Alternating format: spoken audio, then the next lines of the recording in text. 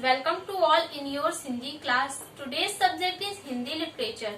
Students, Hindi literature में previous class में मैंने आपको पार्ट 3 हमारे राष्ट्र प्रतीक इस पार्ट को पढ़ाया था। यह हमारा एक्टिविटी का पार्ट है। तो स्टूडेंट्स, इस पार्ट का कोई भी वर्क आप अपनी क्लास वर्क की कॉपी में नहीं करेंगे। इस पार्ट का जो भी वर्क है वह आपको अपनी किताब में करना है या फिर आप उन्हें अपनी होमवर्क कॉपी में करेंगे। तो स्टूडेंट्स, प्रीवियस क्लास में हम लोगों ने इस पार्ट को पढ़ा था तथा आपने इस पार्ट के अभ्यास प्रश्नों को अपनी किताब में किया था। आज की क्लास में हम इस पार्ट के आगे के अभ्यास प्रश्नों को करेंगे। तो स्टूडेंट्स, अभ्यास प्रश्नों को करने से पहले आइए इन शॉर्ट जानते हैं कि हमने इस पार्ट में क्या पढ़ा। तो स्टूडेंट्स, इस पार्ट में हमारे राष्ट्र प्रतीकों के बारे में बताया गया है कि हमारे देश का राष्ट्र ध्वज क्या है, हमारे देश का राष्ट्र पशु क्या है, देश का राष्ट्र पक्षी क्या है, राष्ट्रगान क्या है, राष्ट्र गीत क्या है। इन सभी की जानकारी हमें इस पाठ में प्राप्त हुई। तो स्टूडेंट्स, आप इन सभी जानकारियों को ध्यान में रखिएगा तथा इन सभी राष्ट्र प्रतीकों का हमेशा सम्मान करिएगा, क्योंकि इनका अपमान राष्ट्र का अपमान माना जाता है। तो स्टूडेंट्स, आइए अब हम इस पाठ के आगे के अभ्यास प्रश्नों को करते हैं। तो स्टूडेंट्स, बहुविकल्पीय के बाद आपका नेक्स्ट अभ्यास प्रश्न का मौखिक प्रश्न। इनके उत्तर आप अपनी किताब में साइड में राइट करेंगे। आपका पहला मौखिक प्रश्न है, क्या भारत परतंत्र राष्ट्र था या किसके अधीन था? तो इसका आंसर होगा हाँ, भारत परतंत्र राष्ट्र था और यह किसके अधीन था? अंग्रेजों के। इसके बाद नेक्स्ट आपका दूसरा मौखिक प्रश्न है, भारत कब स्वतंत्र हुआ? इसका उत्तर है 15 अगस्त 1947। नेक्स्ट तीसरा प्रश्न हमारा, हमारे राष्ट्र ध्वज का क्या नाम है? तो इसका उत्तर है तिरंगा। नेक्स्ट आपका चौथा, हमारा राष्ट्र प्रतीक कहाँ से लिया गया है? इसमें कितने सिंह हैं? तो हमारा राष्ट्र प्रतीक सारनाथ के अशोक स्तंभ से लिया गया है और इसमें 4 सिंह हैं। इसके बाद नेक्स्ट आपका पांचवा, सत्यमेव जयते का क्या अर्थ है? तो इसका उत्तर होगा आपका सत्य की विजय होती है, यही सत्यमेव जयते का अर्थ है। इसके बाद नेक्स्ट है आपका खा, नीचे दिए प्रश्नों के उत्तर लिखिए। तो इनके उत्तर भी आपको अपनी किताब में साइड में राइट करना है। आपका पहला प्रश्न है, राष्ट्र ध्वज के बारे में लिखो। तो यहाँ पर आपको राष्ट्र ध्वज के बारे में लिखना है। तो इसे आप स्वयं करेंगे और इसे आप अपनी होमवर्क कॉपी में करेंगे। यह आपका क्लास वर्क ही है। इसके बाद नेक्स्ट है आपका दूसरा, भारत का राष्ट्रीय पशु कौन है? इसे अंग्रेजी में क्या कहते हैं? तो इसका उत्तर है बाघ। भारत का राष्ट्रीय पशु बाघ है और इसे अंग्रेजी में हम पैंथरा टाइग्रिस कहते हैं। इसके बाद नेक्स्ट है आपका तीसरा प्रश्न, हमारा राष्ट्रीय गान किसने लिखा?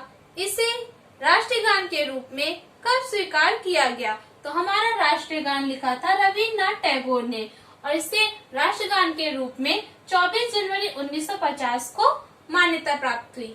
इसके बाद नेक्स्ट है आपका चौथा प्रश्न, हमारा राष्ट्रीय गीत किसने लिखा? इसे पहली बार कब और कहाँ गाया गया था?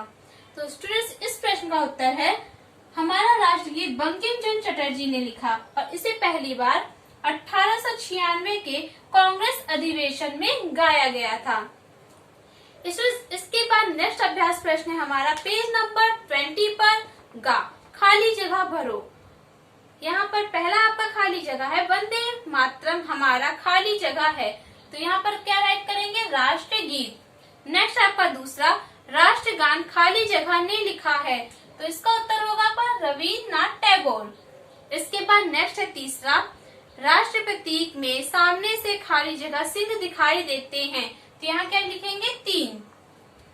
4 सिंह होते हैं लेकिन सामने से हमें सिर्फ 3 सिंह दिखाई देते हैं। नेक्स्ट है चौथा, हमें राष्ट्र प्रतीकों के प्रति खाली जगह प्रकट करना चाहिए। तो यहाँ आपको राइट करना है सम्मान। इसके बाद नेक्स्ट है पांचवा, सफेद पट्टी पर खाली जगह रंग का चक्र होता है। तो यहाँ क्या आप राइट करेंगे? नीले। तो इन सभी को आपको अपनी किताब में ही करना है। नेक्स्ट है आपका अभ्यास प्रश्न भाषा बोधन। इसमें पहला प्रश्न है आपका का विलोम शब्द लिखो। तो यहाँ पर जो शब्द दिए गए उनके आपको विलोम शब्द लिखना है। आपका पहला है सम्मान। सम्मान का विलोम होता है अपमान। आदर, आदर का विलोम निरादर। गहरा, गहरा का विलोम छिछला। सत्य, सत्य का विलोम होता है असत्य। इसके बाद नेक्स्ट प्रश्न है आपका खा। खा में पहला है रेखांकित अंशों पर ध्यान दो।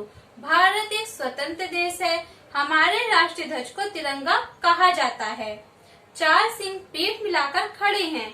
मोर वर्षा काल में नृत्य करता है। वंदे मातरम गीत बंकिम चंद्र चटर्जी ने लिखा था।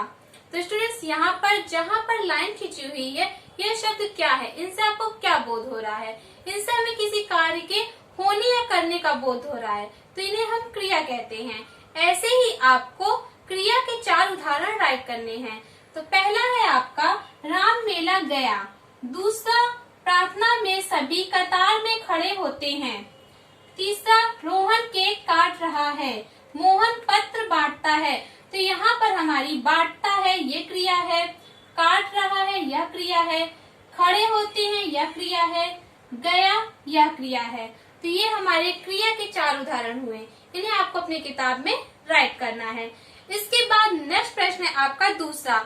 इस पाठ में अनेक संज्ञा शब्दों का प्रयोग हुआ है। 4 व्यक्तिवाचक और 4 जातिवाचक संज्ञा शब्द छांट कर लिखो। तो इसे आपको स्वयं करना है, क्योंकि मैंने आपको संज्ञा पढ़ाया है। तो यहाँ पर आपको व्यक्तिवाचक और जातिवाचक संज्ञा को अलग अलग राइट करना है। तो ये आप खुद से करेंगे, इन्हें आपको किताब में करना है। स्वयं किताब में करें, इसका अर्थ है आपको इसे खुद से करना और क्लास वर्क में करना है। इसके बाद नेक्स्ट है आपका तीसरा, विशेषण शब्दों के नीचे रेखा खींचो। तो स्टूडेंट्स, आपको पता ही है कि जो शब्द हमारे संज्ञा सर्वनाम शब्दों की विशेषता बताते हैं या फिर उनके बारे में हमें जिस शब्द से विशेष जानकारी प्राप्त होती है, उन्हें हम विशेषण कहते हैं। तो यहाँ पर जो वाक्य लिखे गए हैं, इनमें आपको विशेषण शब्दों को छांटना है, यानी उनके नीचे आपको रेखा खींचनी है। तो इसे भी आपको खुद से करना है और यह भी आपका आज का क्लास वर्क है। तो स्टूडेंट्स, आपको पेज नंबर 19, पेज नंबर 20 और पेज नंबर 21 में जो भी अभ्यास प्रश्न दिए गए, इन्हें आपको किताब में करना है। यह आपका आज का क्लास वर्क है, page number 19, 20 and 21। Class work के बाद अब आते हैं होमवर्क पर। तो स्टूडेंट्स, आपको होमवर्क में मैं एक एक्टिविटी दे रही हूँ, क्योंकि यह हमारा एक्टिविटी का पार्ट है। तो स्टूडेंट्स, आपका एक्टिविटी होमवर्क है, अपना परिचय देते हुए वंदे मातरम गीत की कुछ पंक्तियां गाते हुए एक छोटा सा वीडियो बनाइए तथा उसे ग्रुप में भेजें। तो स्टूडेंट्स, आपको यहाँ पर अपना इंट्रोडक्शन देते हुए वंदे मातरम गीत की कुछ पंक्तियों को गाना है और उसका एक वीडियो बनाना है। यही आपकी आज की हिंदी की एक्टिविटी है। तो आई होप स्टूडेंट्स, आपको यह समझ में आ गया होगा कि आपको यह एक्टिविटी कैसे करनी है।